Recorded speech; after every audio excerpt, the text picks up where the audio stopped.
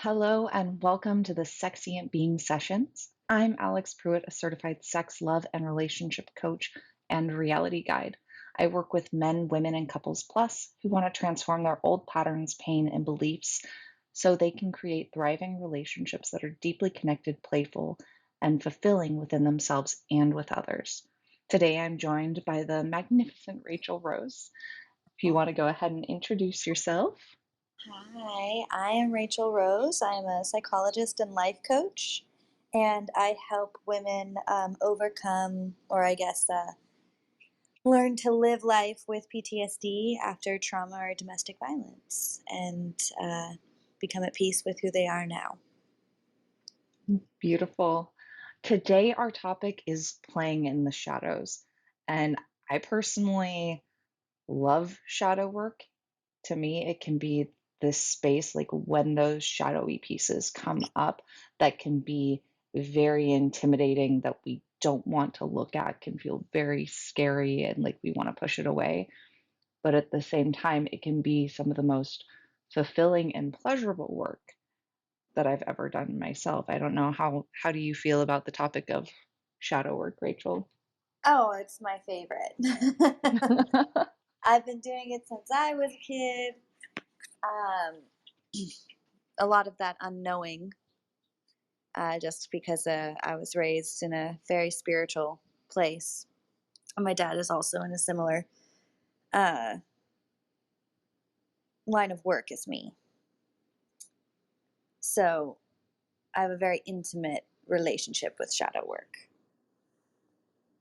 Yeah, And and I I also think think shadow work is everywhere.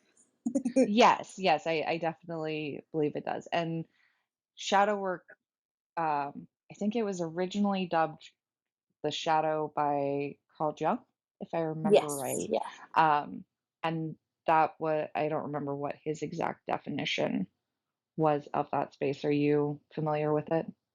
Yeah. So there, different psychologists' interpretations of basically the same thing. Like Freud, Sigmund Freud called it the other. Um, Carl Jung called it the shadow. And Joseph Campbell basically called it the hero's journey. Mhm. But they're all about the same thing, which is digging deep within yourself, confronting yourself, and then moving forward with that self. Yeah, and that to me is where, especially when you're having that confrontation Hmm. with these shadowy aspects of yourself, Hmm. can be the part that's so scary, because at some point in time there was this conditioning, this modeling, whatever it may be, that told you it wasn't okay to be this part of you, Hmm. right? Like there are Yeah. many different ways to start noticing shadowy aspects within your being, but like one of the ways I started noticing those was like around the dialogue of like, well, I'm just not an angry person. Like I don't feel anger. Well, we all have the capacity Hmm. to be angry, to feel angry. When you look at a baby, right? Like there may be sadness in the tears they have coming up when they start going into wailing and screaming, but there can also be anger when they're not getting that need Yeah. met of crying for breast milk or whatever it may be. Like we Hmm. all have the capacity to feel really, Dualistic feelings. Yeah. yeah. Well, and most of the range of emotional experiences, Yeah. but especially when it comes to the emotions in this example, um, like with anger, it you can get narratives around like it's not safe to Hmm. to be angry, to show anger, right? Hmm. And that gets conditioned in over time. So I'm just not an angry person becomes that shadowy part where you repress that when it does come up. You may even get Hmm. to a point where you don't feel it, or you go into a state of feeling numb, Yeah. because like when that emotion would want to Go arise up, yeah. because you're so trying to like there's some part of you trying to disconnect so deeply with it. Mhm. One of my favorite tellings, in a story form of the shadow is, I don't know if you've ever read it. It's called A Wizard of Earthsea by Ursula K. Le Mm-mm. Guin. And it's actually a very, very powerful book on shadow work if you read between the lines and figure it out. Um, and it basically consists of this, evil shadow demon that is going around and killing everyone that the main character's life, important in his life, or trying to take over the empire and whatnot. Um, and this will end up being a spoiler, and I apologize to anyone who wants to read this book, and you should. Um, he ends up confronting this shadow and finding out that it's himself, and that leads to then the main character, his name is Ged, um, having to fathom and realize that everything bad that has happened was his doing,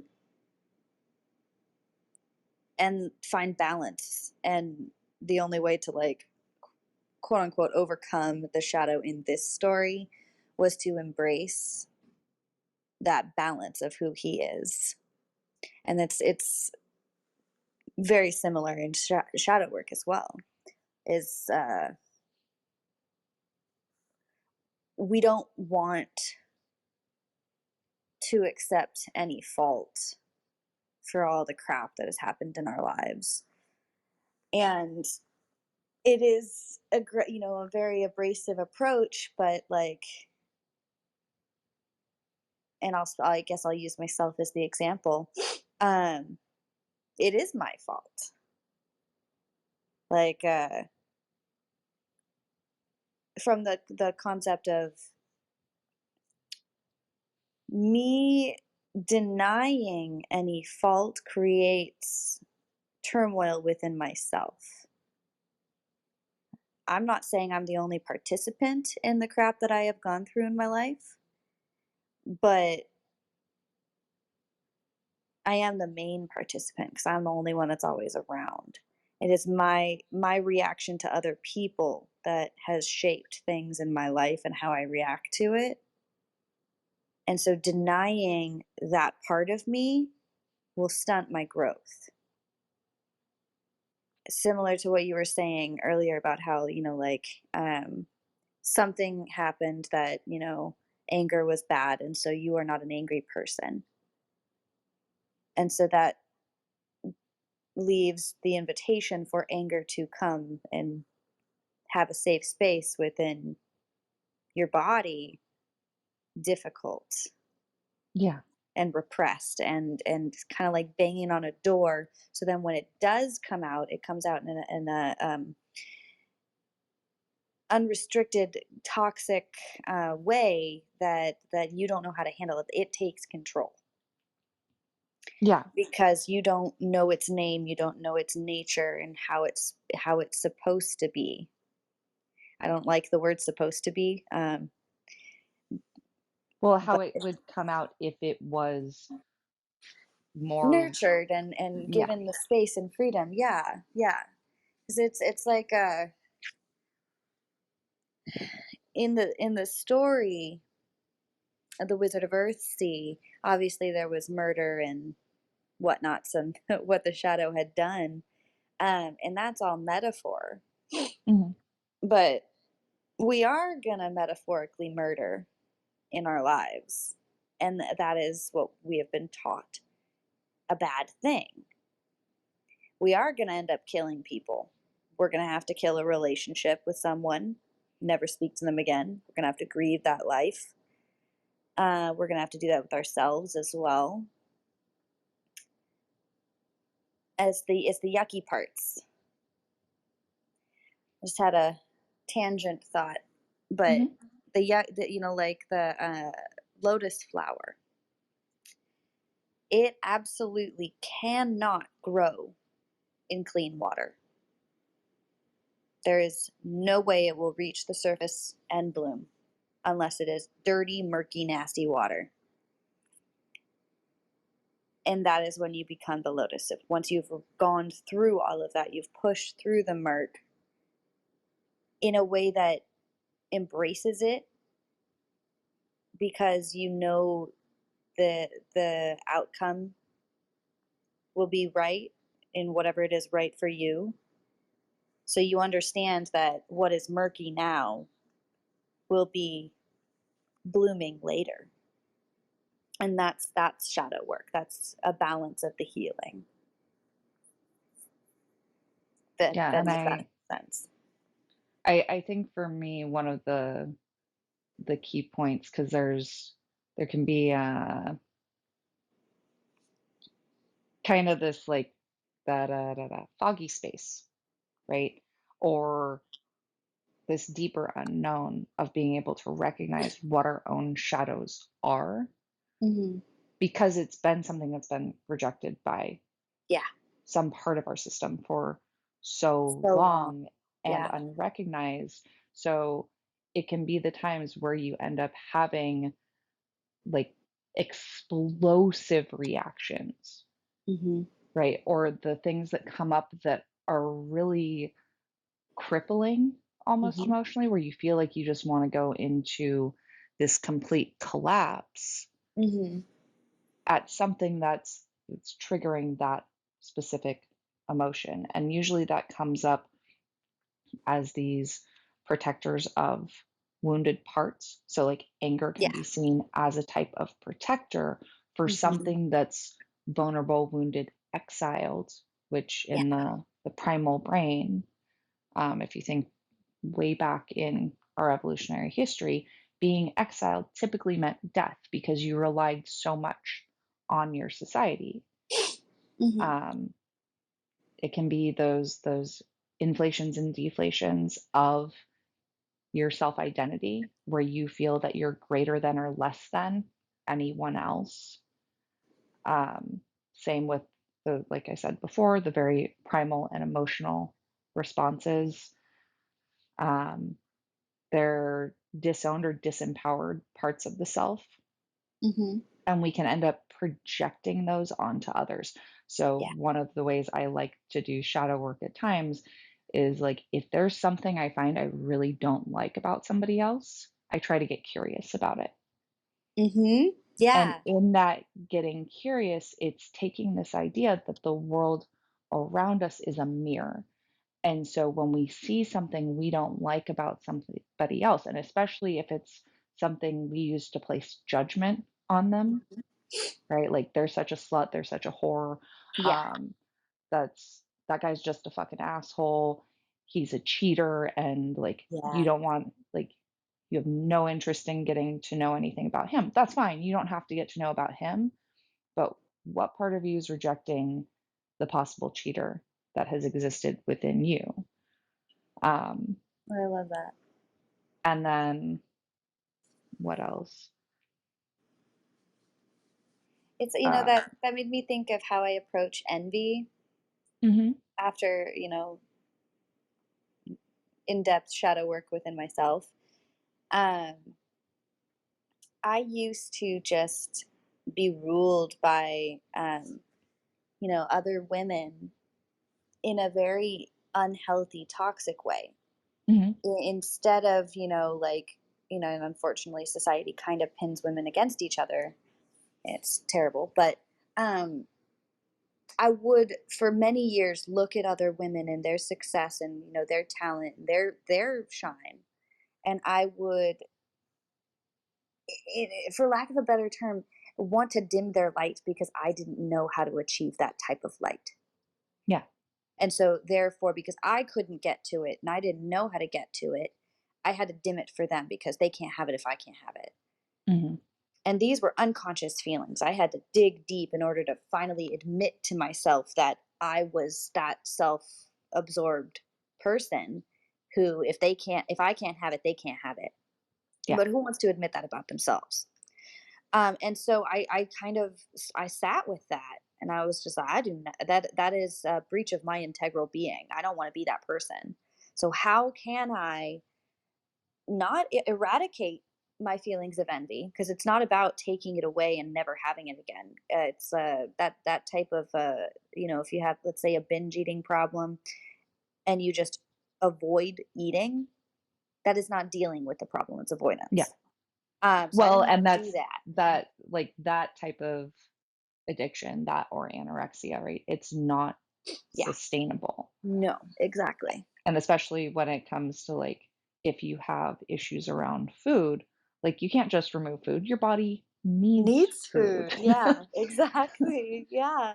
And that can make why that space specifically can be so difficult to find Difficult. healing Yeah. around. Yes. Whew. Excuse me. Sorry. Oh, you're all right. But so I said to myself, this is not who I want to be when I sit within my integrity and who I am as a person. And so I started asking the women that I would feel that envy from in a very positive way. I would, obviously be like, I am so impressed by you, like this specific aspect of you that you have like mastered in is beautiful. And then I would ask them, how did you achieve that? Mhm. And I noticed people would just start telling me that. And I was like, oh, wow. So I do know how to get up to that light that I am envying. All I got to do is humble myself, pull that stick out of my ass, sit down next to them, and ask them. Yeah. It's not a competition. And I will admit, not every single woman that I have approached in this way has been receptive, and not everyone will be, because some people just got sticks up their asses. Well, and that's they have their own shadows as well, Exactly. right? Exactly. And like I mean, I've had like one of my defaults anymore is getting very curious about Uh-huh. people's experiences or their identities. Like I find it fascinating, and I'm not Yeah. ever asking questions to be judgmental about it, but I've had people take those questions as being judgmental or shaming. And like specifically, I'm on a site called FetLife, and it's kind of like Facebook, but for the kink and BDSM community. Mhm. And in that space, uh, somebody who identified as a male approached me uh, via a private message, but he eventually started talking about how like he'd like to play with me sexually and as a partner. Well, on his page, he specifically identified as being queer, I believe. And so I started asking him what that meant to him because to my definitions of that, that meant for a male who's identifying as queer that he's probably not going to be interested in female partners. Mm. And um it was interesting because he got very, very defensive and like started telling me like it wasn't okay to ask those questions. And that's Mm. he doesn't have to answer. Yeah. But at the same time, it was the level of like backlash for even getting curious about Yeah. somebody else's perspective and experience and views that I was just like, okay, like this obviously isn't just It's a about me, right? yeah, it's yeah. It's my first thought was a reshaping of his statement. Mhm.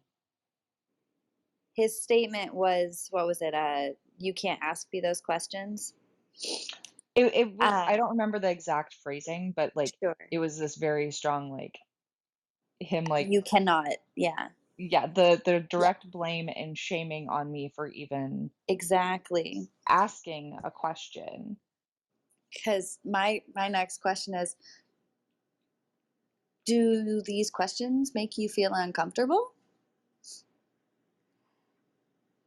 Well, and that's like I apologized and was like, "Hey, like I definitely I'm sorry. It was not my intention to offend. I'm just being curious. And I think he ended up making some comment about like curiosity killed the cat. Because usually when I get rebuff for asking questions and explaining that like I was curious, if they don't want to answer, that's perfectly fine. Like I don't need an answer. It's just a curiosity.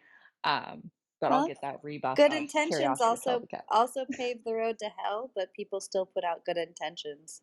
Hmm. So Well, I and I heard I some think that really beautiful thing you gotta about. have to what? Oh, I heard some really like beautiful like rephrase of the idea of like that whole phrase of like paved the road to hell, but like utilizing that concept of hell as a transformative path, Yeah. right? It's once again that shadowy space that people see Mhm. as being very like painful, scary, harmful, but And depending on the value you take out of it and the yeah. spaces you can take out of it, it can also lead to some of the most beautiful, profound Yes. spaces. Yeah. I think what it really comes down to, and I'm sure other life coaches will just roll their eyes in agreement, and everyone will probably just roll their eyes, but it all really comes down to mindset. And it is very profound. You can overcome PTSD with mindset. And that is through shadow work and changing your mindset because PTSD is shadow work. You have to really go in there into those dark, murky, scary, bad aspects of you and your experiences and everything and work through it.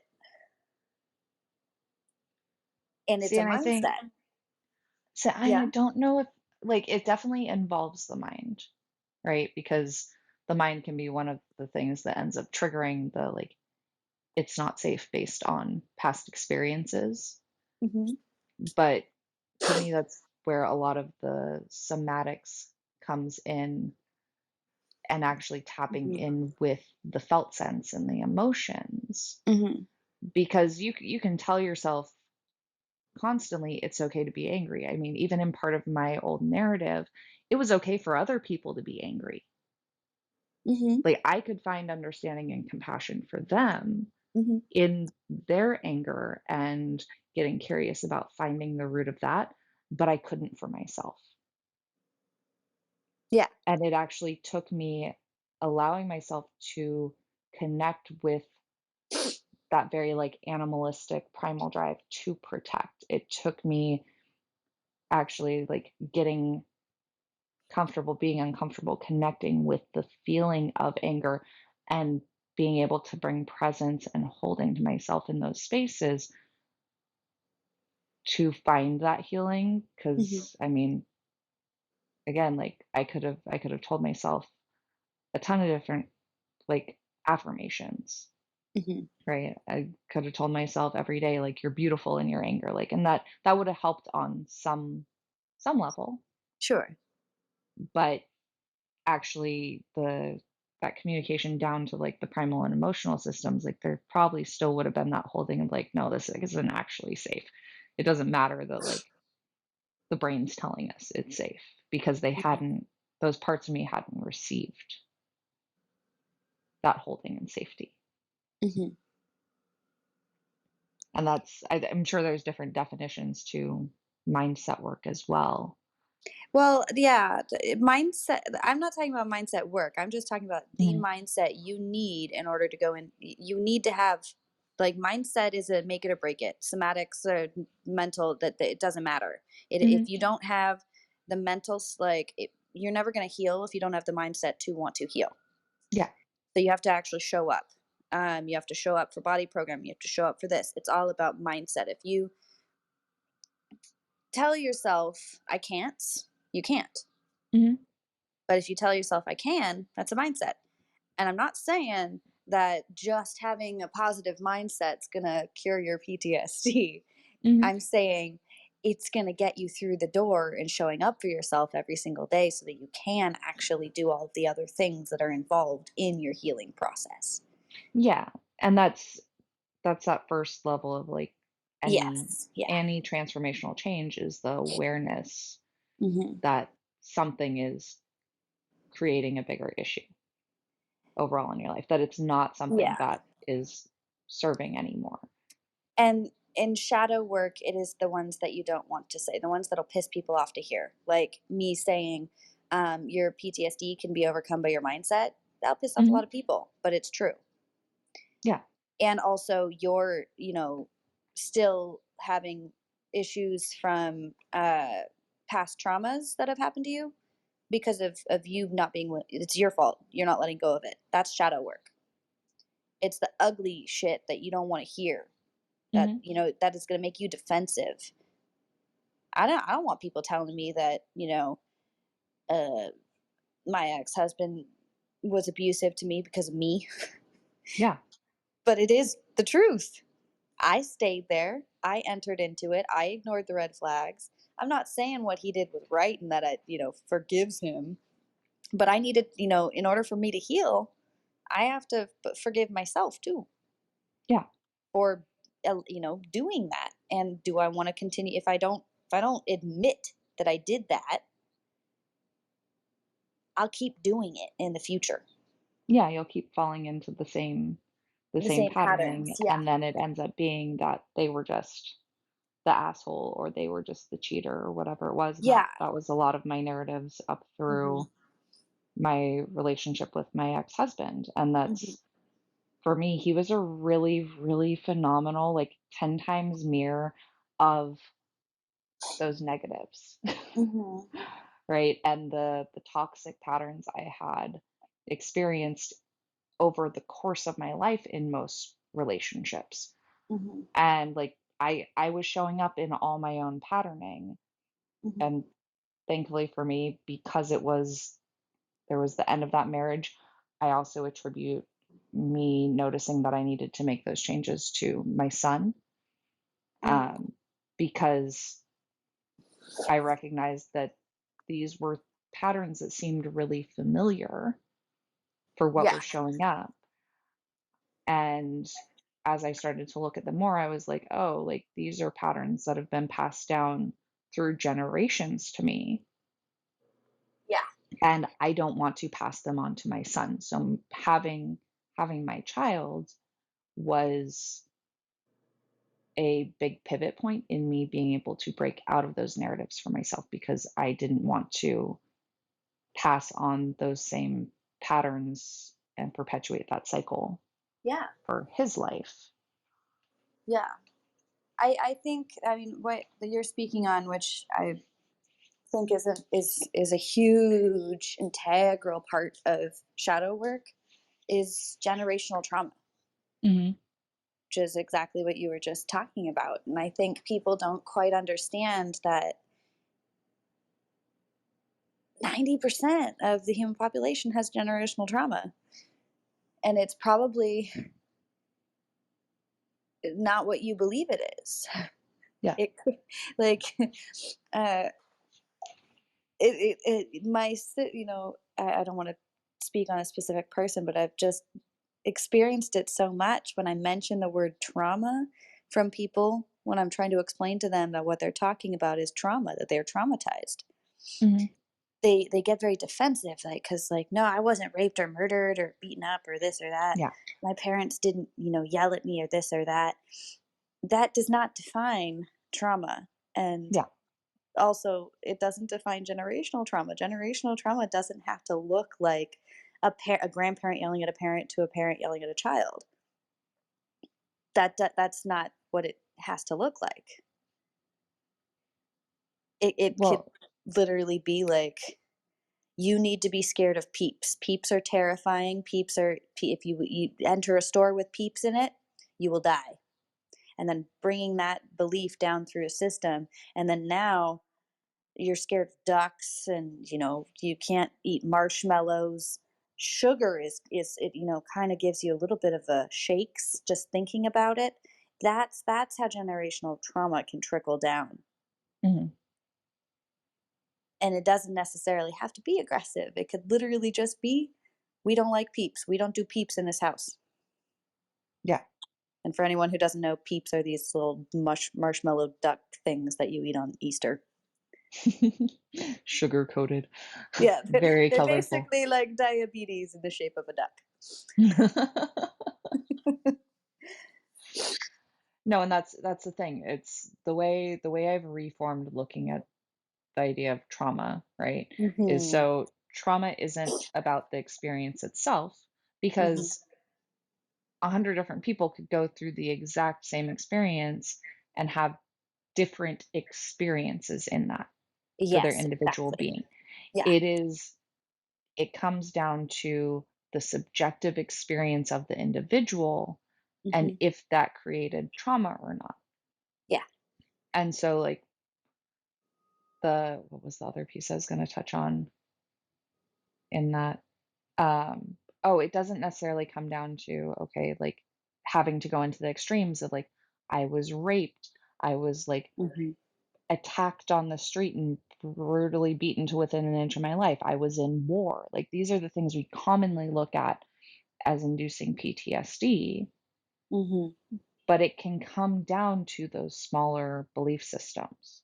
Mhm. It can come down to those things that say, I can, can't, should, shouldn't. Mhm. And so and I didn't even realize it was related to my trauma very early on, but I started noticing this like voice that would pop up in the back of my head around certain experiences I wanted to try. So one of them was going to a sweat lodge. Mhm. And I got this invitation to go have this experience, and I really wanted to go. But immediately when I was asked, I heard, well, I can't do that. And so that's what I wanted to answer. It was a very like automated response in my system. But before that, I had recognized like when I tell myself I can't, like asking the question, why can't I? Mhm. And so then I got to get Or why shouldn't curious. I? Yeah. Yeah.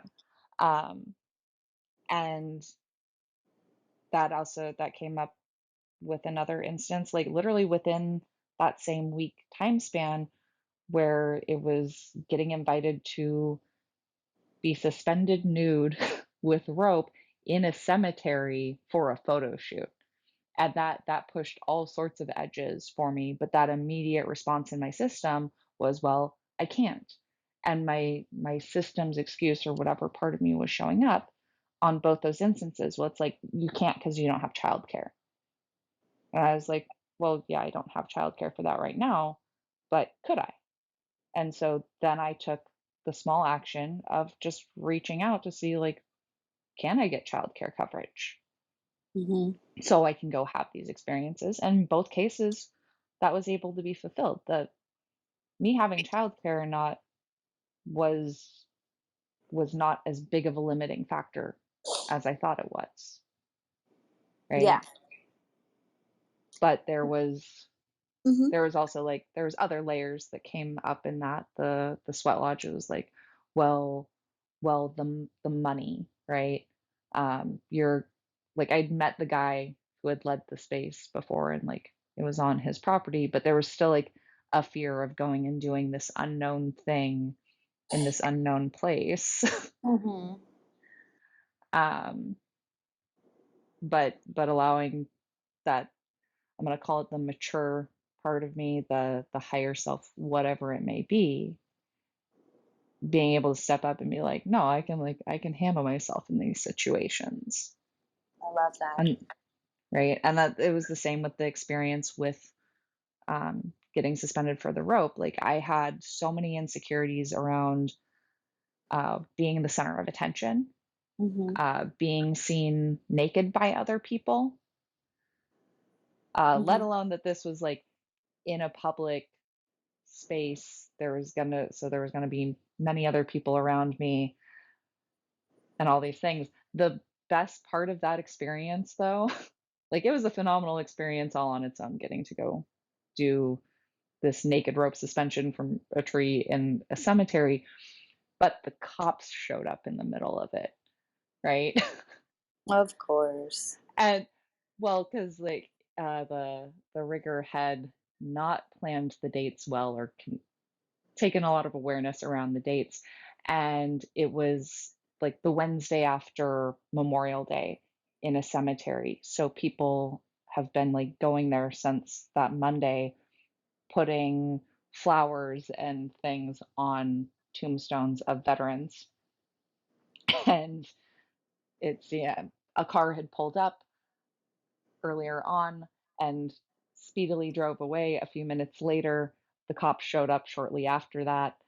And the cop showed up and he was like, I thought this was a joke. Like, I didn't think this is what I was actually going to show up to. But the best part for me in all that is every single person I was with, like as that cop was walking up the hill towards us, was like, "Oh, I hate cops." And I was in my own system, I was just like, "I like cops." Like, I just treat them like they're people because they are, and I don't have a problem with talking to them. So I ended up being the person, like, doing the main communication with this police officer because I don't have that fear or that animosity Yeah. towards them. And he was like, "Well, what are you doing?" And I was like, "We're doing a photo shoot." And he's like, "Well, what for?" And I was like, "Art." Like, and it was just very relaxed and simple answers because to me that's what it was. Like, I didn't need to have those layers of defensiveness. Like, we had gotten permission to be on the property to do this photo shoot from the cemetery caretakers. So it was this interesting unfolding to get to witness in that space, but it also helped me remove some of those layers of shame and uncomfortability around being that center of attention, around being naked in Yeah. front of other people. Yeah. And again, it was something that pushed my edges, and I got to play a bit with that shadow. Mhm.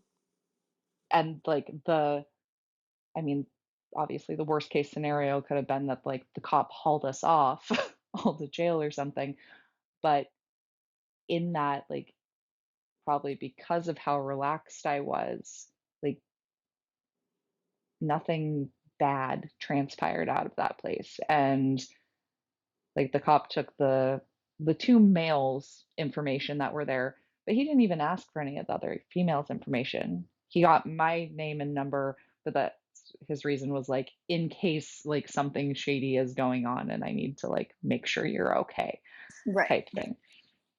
Um but it was just a really fascinating like experience and early on in shadow work for me and recognized shadow Yes. work, especially around the I can'ts.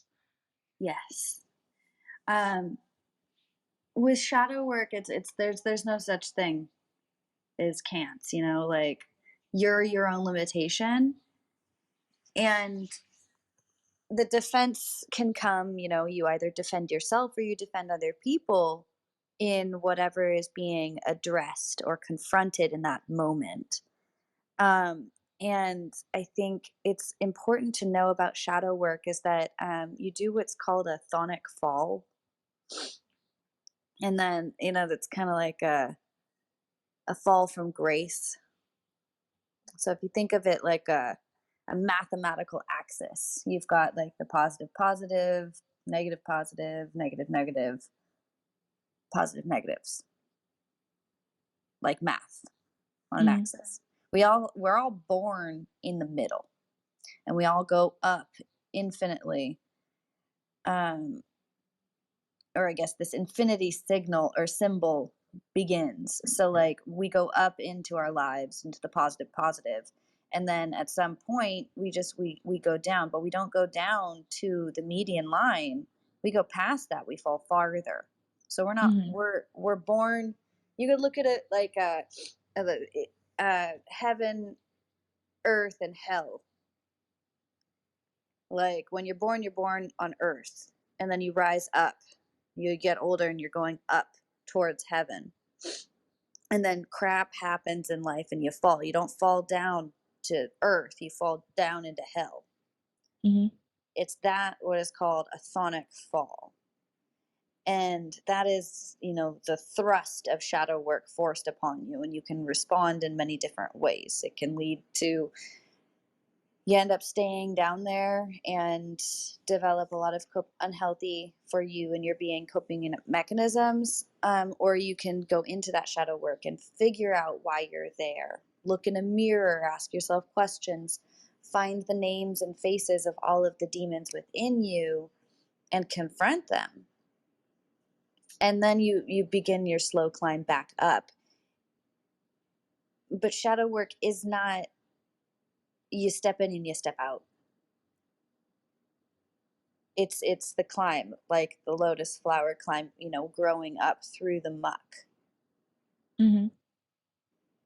You have to have the conviction to stick to it, or it could be detrimental to you. Well, and I think it like what keeps popping up in my mind is the idea of a like the downward or upward spiral, right? Yeah. And Yeah. just because you've confronted the shadow on one layer doesn't mean it doesn't have other layers as Yes. you move up that Yes. spiral.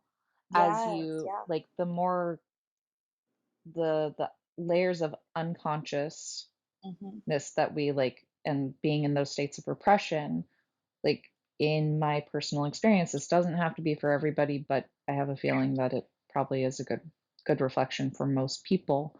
Um, the more you're unconscious and not bringing awareness that you have this shadow, Hmm.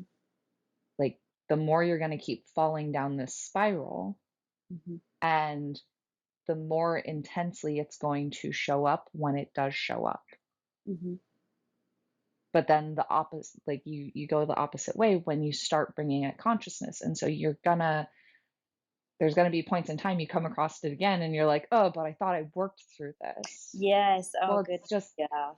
there's another layer, Yeah. right? There's a study done in the 80s. I forget who it was by, but it's called the onion theory. Mhm. Um, and it's basically that concept is shadow work. In our conversation, they didn't specify, they just said psychology, um, is a peeling back of layers. And Shrek said it too. Mhm. uh, we're all ogres here. So ogres are like onions, they got layers. And that is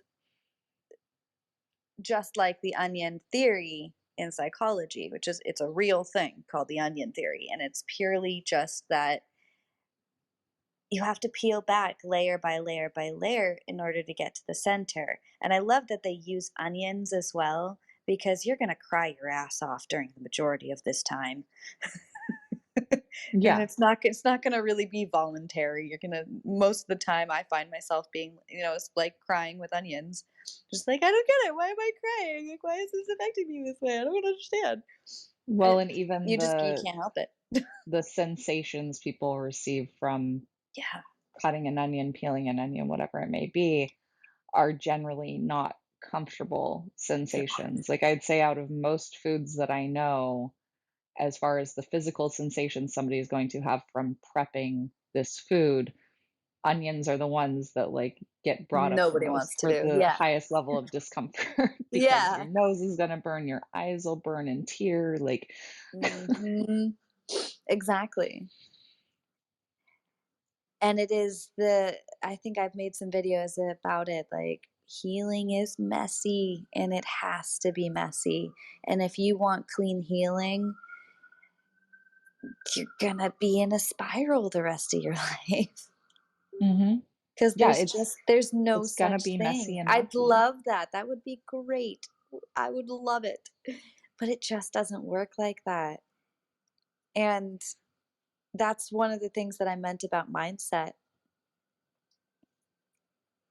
You can't sit there and say, "Well, I'll find another way." Well, okay, go for it, but you might end up, dying of old age before you have found that other way. Um, And that's your prerogative. I have But to say um the messy, right? yeah. A lot of us don't like to get messy. Like Mhm. look at that part. Like what part of you doesn't enjoy getting messy? Because at the same time, like, I definitely have things around, like, "Oh, like, we gotta clean up this mess." Mhm. Like, I can tell you, in having a young child, little kids don't care that there's a mess. Like, little kids are perfectly happy to go play in the mud and the muck, like, very literally play in the mud and the muck, and then they get done, like, maybe that dries and flakes off, or maybe they go take a bath, but, like, it's not a huge ordeal. So, Mhm. what part of you is making the mess something unbearable, Mhm. right? And so uncomfortable, whether that is an actual physical mess in your space around you, whether that's like you went out and you got mud on you, or it's that stickiness and mud that you're feeling in your system, Yeah. right? That it needs to be clean. Like, because I don't know, like getting down and dirty and finger painting or playing in the mud or getting all sweaty and gross, Well, like and it sex. yes, that is a great one. Like, we're so, like I don't know if I'll just speak for myself on this. I have in throughout my life, and I would say even part of me now, is so insecure about not being perfect in every possible way when it comes to sex and sexual play. Like, my partner right now, um, my pH balance has changed because I am with a single sex partner, or I'm sorry, he's the only partner that I have. He is a single sex partner, but that's not the point. Um, so I smell different because I am only sleeping with this one person, and women's bodies are unique and crazy in the way that, like, my pH in my vagina will change depending on the dick that goes in it. Mhm, And I had finally gotten used to what my vagina smelled like. To, like, I used to, I live in a tropical country, and I'd be like, oh my God, my armpits are stinky, my vagina's stinky. I need to, like, perfume, perfume, perfume, make sure I smell great and glorious. Vaginas aren't supposed to smell great. Like, they don't smell like roses. And I still find myself, like, overcompensating. I don't know if that's the correct terminology. Obsessively cleaning myself. That's a better way to mhm, put it. To meet the needs, and I say that not in realistic terms, of my partner, who probably would be perfectly fine if I didn't shave my legs for a week, or if I was a little bit stinky from having gone to the gym or something like that. and all your And natural yet pheromones popping out. exactly, exactly, and I cover it up. My natural pheromones. I'm like, "No, my vagina's gonna smell like my perfume, and that's just all it's ever gonna be." And so then when I smell myself, when my perfume's not put on, I for some in some way believe that I am impure, I am not clean, I am not worthy to be taken to bed and ravished, which is not true. No, not at all. But that mindset that I have within myself has convinced me that that is true. And because I Mhm, have convinced myself of that mindset, it makes it true yeah. for my being. That mindset is so important. If Well, you and believe shadow work will not work for you, it will never work for you. yeah, so one of the other things, so one point on the not believing, it's better to just have no opinion on if it's Mhm. going to work for you or not, than to adamantly believe it will never work for you, right? Mhm. Because that phase of not thinking like, or what's the best way to put that? Not not judging it so harshly, right? Mhm. Like when you're in that more neutral zone, it's easier to get curious Yeah, about it and to see if there's shifts or not. Because if you're so focused on believing that you're not going to have shifts from it, you're not going to see those shifts either. exactly. Yeah. The other piece I wanted to bring up is sex is a very, very shadow filled area for Mhm. most people. And that's super normal because there is so much stigma and taboo placed around sex and our bodies. I actually just last weekend went to Kink Fest 2023 that's held in Portland, Oregon. It is held, or I think it's been going on for around 30 some years. It is a phenomenal event, also a great way to push your edges on Mhm. getting to be around many, many different types of sexual play because it is based around the BDSM and kink community. Mhm. Um, but it is also this phenomenal space, in my opinion, to get to see those sorts of things that make you uncomfortable, right? One of my really good friends, she actually went with me, and she went with me last year. She was perfectly fine in that space last year. This year, she found herself feeling more triggered. She's at a different phase and different juncture of her life. Mhm. And she ended up leaving, but it was interesting because as we were walking around, and specifically the dungeon space, Mhm. she was having a lot more things feel like triggered and very uncomfortable in her system around watching other people be in play scenes, and especially when they involved um, control and pain, or things she was perceiving as like control and pain, right? And that they were going to be discomfortable, or that there were some levels of not being consensual. And in talking with her, at one point I was just like, yeah, I get how those things can be really uncomfortable to observe. One thing to keep in mind with this space specifically is this community that is gathered here in this space is very good on the basis of consent. And especially when they're playing in public spaces, like that is very much negotiated out scenes that are occurring. Mhm. And like, as uncomfortable as I may feel observing those spaces, Yeah. I also make sure to stay in connection with like, this is something these two people have agreed to. Mhm. Because like there was some of them, like there's electric play, right? There's blood play in that space. Like it can it can go across huge huge spectrums Mhm. of that community. My partner and I actually did a scene, and it was more where I was getting curious about like his sadistic side. And so the sadistic side of people enjoys inflicting pain. Yeah.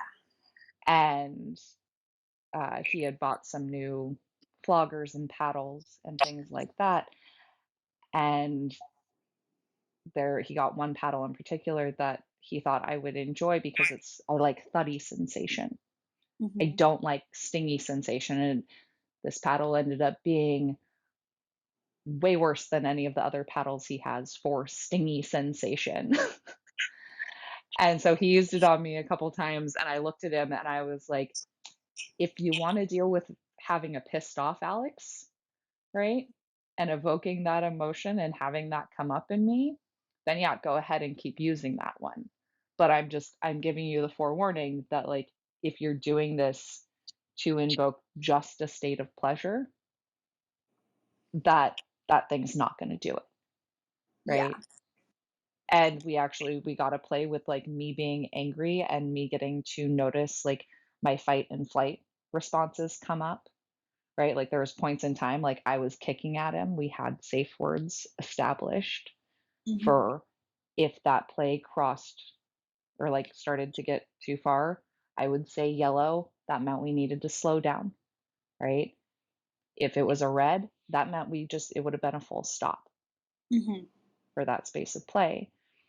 But in that those spaces of getting to play with the fight and flight, for me, the fight was like getting to kick at him from behind me. I was in a position where I was like held in a it's called a pillory. So I had my arms or my wrists bound, but I actually could pull them out. So there was a part that was really fun for me in knowing I could pull them out whenever I wanted to.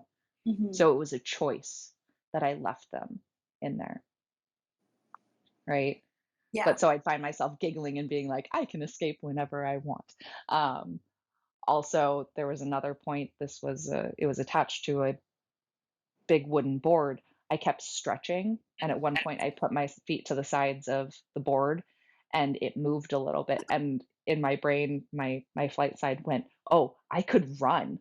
Like I can run like kind of like with a sled through this place, like staying in it, so I'm not technically getting out of it.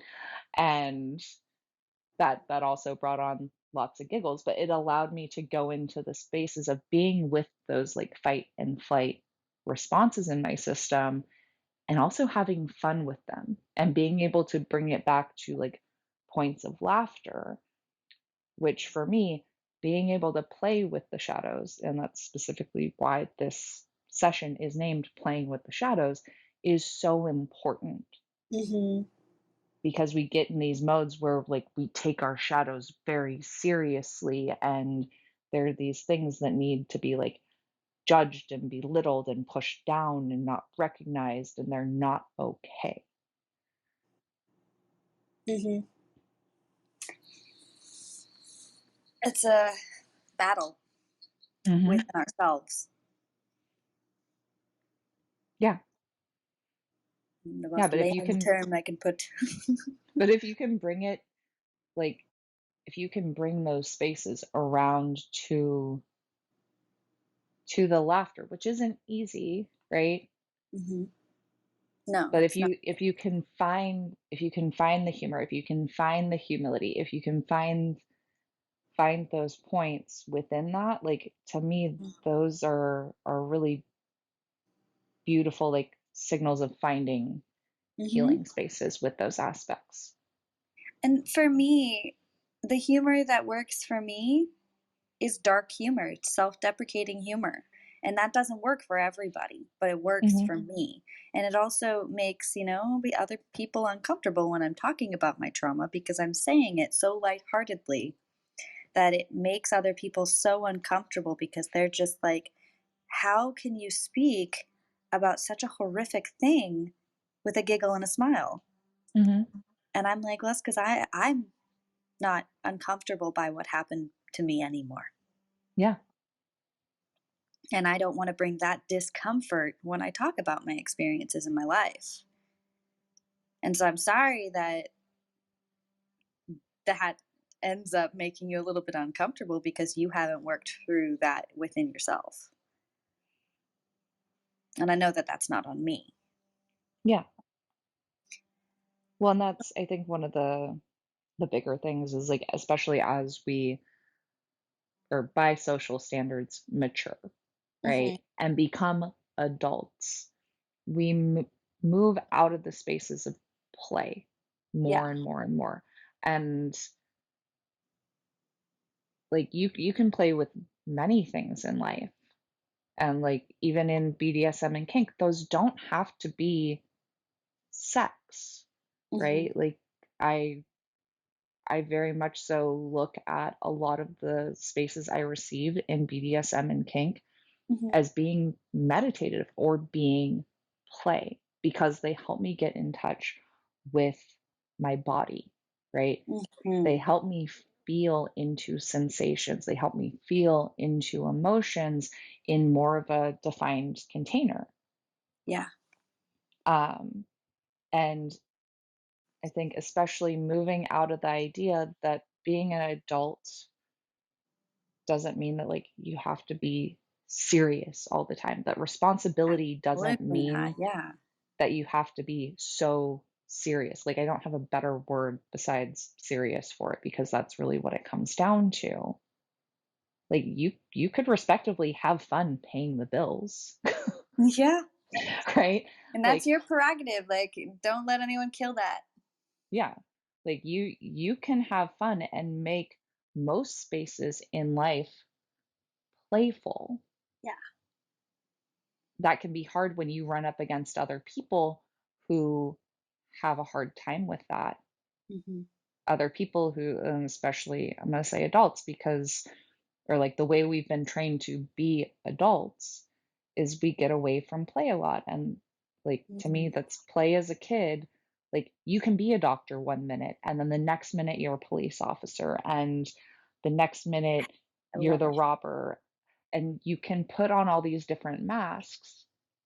You can be angry one minute and then you can be cracking up laughing the next. Like, you can go through having these different identities, but knowing that you can come back to your core self Yeah, exactly. and And I doing that from a do, space of flow and ease. yeah.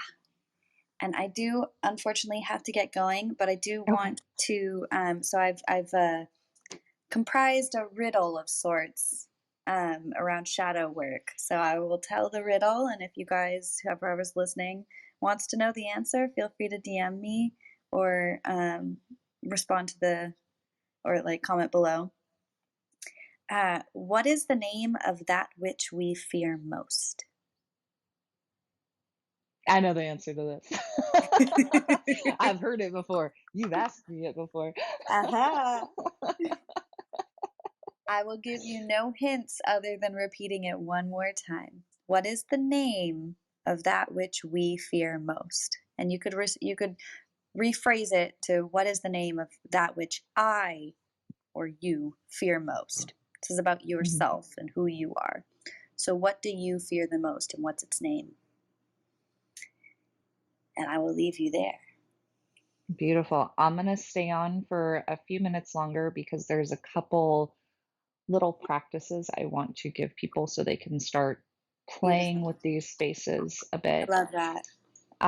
But thank you so much again for joining us today, Rachel Yes, Rose. thank you for having me. And I can't remember, I think next week's topic is stressed out, if I I believe remember right. so, yeah. And very much so looking forward to that one. So that'll be next Thursday at 1 p.m. PST. Yeah. And until then, thank you again for joining us. Yes, thank you for having me. See you next week, guys. All right, so I'm just going to talk a little bit about a couple practices that you can start going through to play with your shadows. So the first one can be really simple, really beautiful. It doesn't mean it's easy to necessarily feel it, right? But that's that space of getting comfortable in feeling uncomfortable. So, what you're going to do, and you can write down your answers, you can just answer them mentally or out loud for yourself. But you're going to ask yourself the question of um, if I had a partner talking to their friends, or if there was going to be a New York Times article published about me, right? Something that is very widely seen, or something that like is going to be known by my like intimate friend group, right? What are the three biggest things that I would never want said about me, right? And you're gonna identify those three things and then just feel into which one either you don't like the most, right? And you would really like it would be the top one you would never want to be called identified as. Or take the one that feels a little bit easier for you if the hardest one feels like too big of a step. Like, and don't judge yourself on which one you choose. There is no right and wrong here. The only right is what's right for you right now. So then you're going to start identifying like what it is you don't like about this thing, right? Like why it's not okay. In this example, we'll say, I really don't like, I would never want to be called a cheater, right? And whether that's you apply that to cheating on a test, cheating on partners, whatever it may be, there's all different forms of cheating, right? So identify for you what you don't like in being about a cheater. Also, times that you have either experienced being cheated on by somebody else or receiving cheating from somebody, or that you have been a cheater, right? And you have been labeled as being this thing. And just really allow yourself to feel, like, notice the sensations in your body. Like, when you're talking about being a cheater, is there areas that feel hotter or colder in your body? Is there an area of your body that stands out to you more? If there is this area of your body that stands out to you more, or certain emotions coming up, what are the physical sensations that are showing up that tell you this isn't okay to be, this isn't okay to feel? And just be with that for a couple minutes. And then you're going to want to stand just because this it helps move the things through your system and release some of the holding. But you're going to stand there and you're going to say, I am, in this case, an example, cheater. Listen to your tone of voice as you say this. Like, notice how it feels to say these words as they come out of your throat and flow through your mouth. Notice what happens with your breath and what happens with your body for how those sensations present. Then jump around, wiggle your body around like for 30 seconds to a minute and just shake it out. Shake it out as much as you possibly can. Then you're going to come back to stillness, back to center again, and repeat the phrase. Repeat the identity your system or part of you isn't wanting to identify with. So again, I am a cheater. Again, notice how that feels. Notice notice the sensations. Notice if how that feels now is different than it felt the last time, even if it's just by a small amount. Then again, come back to stillness and do it again. And I'm going to recommend on this one, do it at least like 3 to 6 times. If for whatever reason you want to do it more, then do it more. You can also go back to your list of these top 3 things and work through the other 2. And this can be a really great way to kind of like adapt your body to recognizing shadowy pieces, and that in identifying with being the shadowy piece, like, you can be safe. Like, this is an aspect of you. If it wasn't an aspect of you, you wouldn't even recognize it in the outside world, right? It's kind of like the idea of yin and yang, black and white, light and shadow. You cannot have a shadow without light, right? There is no shadow if there is no light source to create it. So that's where the idea of these dualistic um, aspects in the world that can seem very paradoxical come into play. The other thing, there was one other practice that I wanted to share in this space. I guess it's really just just bringing awareness to your shadows. If there's something you don't like about yourself, right? If there's something you're seeing very present in the world around you, use that as a mirror to look at. And you don't have to look at everything. Look at the things that are calling to you the most, the things that keep showing up as patterns over and over again,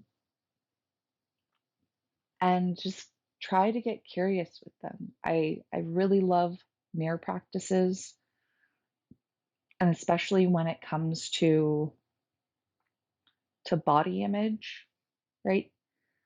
Um, we can be really harsh with our own bodies, with having compassion and love for our own bodies. And so getting curious about what is there for why you don't like your body, right? Then finding the things you do love about it. So, like for me, one of my biggest body areas that I hated most of my life was my stomach. And this stemmed from a very, very young age. I didn't like the way my stomach looked. I still have trouble with that sometimes. But as I started going through body practices, this was after I had my son. One of those mirror practices came up around finding the value in my stomach, finding the value in the stretch marks I had on my stomach. Like, even though there was a part of me that didn't like seeing those stretch marks, like the stretch marks specifically that I had on my stomach, like that came from carrying my son, right? It came from literally building a human being inside my body, and my body doing this really phenomenal job doing a really hard task that takes a lot of energy. And so you can, even if there are things you don't enjoy seeing, right? You don't enjoy experiencing, you can start bringing this lightness, this play, this gratitude and appreciation to those spaces. And ultimately bringing in more of this integration, wholeness, and love. And it's a really beautiful way to start expanding out upon yourself. And the more you do this, the more compassion you can start building, not only for yourself, but then again for the world around you. The easier it is to not take things personally when something feels very personal, whether it's somebody directly blaming or shaming you, or a comment that you think is them blaming or shaming you, but isn't a direct criticism at all. If at any time you are not feeling like you can hold this space for yourself, that is okay. There's no shame in that. My recommendation is to find a support system if you don't have it. That can be friends, it can be family. My bigger recommendation, especially if you don't have friends or family who are doing similar types of work, is to reach out to a professional, whether that be a therapist, a counselor, a coach.